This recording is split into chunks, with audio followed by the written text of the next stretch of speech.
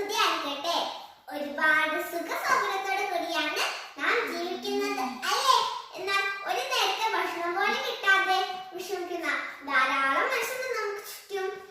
എപ്പോഴെങ്കിലും നമ്മൾ അവരെ കുറിച്ച് ചിന്തിച്ചിട്ടുണ്ടോ? ലൂക്കായുടെ സുവിശേഷം 16-ാം അധ്യായത്തിൽ ധനവാനും ലാസറും എന്നൊരു കഥയുണ്ട്. നമുക്ക് കഥയൊന്ന് കേട്ടാലോ? ഒരിടത്ത് ഒരു ധനവാൻ ഉണ്ടായിരുന്നു. നല്ല ഭംഗിയുള്ള വസ്ത്രങ്ങളും ഇഷ്ടം പോലെ ഭക്ഷണവും അങ്ങനെ എല്ലാം ഉണ്ടായിരുന്ന ധനവാന് അയാളുടെ വീട്ടിന് മുമ്പിൽ ലാസർ എന്ന പേരുള്ള പാവ മനുഷ്യൻ കിടന്നിരുന്നു. ലാസറിന്റെ ആകെ വണ്ണങ്ങളായിരുന്നു. ആ വണ്ണങ്ങളിൽ നടുക്കുവന്ന് നക്കും. പാവം ലാസർ. ധനവാൻ ഭക്ഷണം കഴിക്കുമ്പോൾ താഴെ വീണ് എന്തെങ്കിലും ഒന്ന് കിട്ടാനായി ലാസർ കൊതിയോടെ നോക്കിയിരിക്കും. ധനവാനാകട്ടെ അതൊന്നും ശ്രദ്ധിച്ചതേ ഇല്ല. കുറെ നാൾ കഴിഞ്ഞപ്പോ ലാസർ മരിച്ചുപോയി. മലകന്മാർ വന്ന് ലാസറിനെ സ്വർഗത്തിലേക്ക് കൊണ്ടുപോയി. പിന്നീട് ധനവാനും മരിച്ചു. പക്ഷേ ധനവാൻ എവിടേക്കാണ് പോയെന്ന് അറിയാമോ? നരകത്തിലേക്ക്.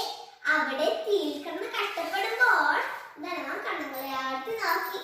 അപ്പോഴുണ്ടല്ലോ അങ്ങ് ദൂരെ അബ്രഹാമിന്റെ മടിയിൽ സുഖമായി കിടക്കണു നമ്മുടെ ലാസർ. ഉടനെ ധനവാൻ വിളിച്ചു പറഞ്ഞു, പിതാവായ അബ്രഹാമേ, എന്നിൽ കനിയണമേ, എനിക്കൊരു തുള്ളി വെള്ളം തരണമേ. ലാസർ ഇങ്ങോട്ട് അയക്കണമേ. ഞാൻ ഇവിടെ തീയിൽ കിടന്ന് കഷ്ടപ്പെടുന്നത് അവൻ കാണുന്നില്ലേ? അബ്രഹാം പറഞ്ഞു, ജീവിച്ചപ്പോ ലാസറിന് കഷ്ടതകൾ മാത്രമല്ലേ ഉണ്ടായിരുന്നുള്ളൂ, നിനക്ക് എല്ലാ സന്തോഷവും ഉണ്ടായിരുന്നില്ലേ? മാത്രമല്ല നമുക്കിടയിൽ വലിയൊരു ഗർത്തവും ഉണ്ട്. പിന്നെ എങ്ങനെ വരാനാ?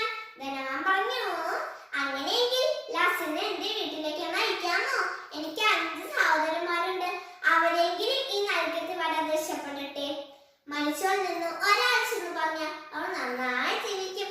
അബ്രഹാം പറഞ്ഞു, അവർക്ക്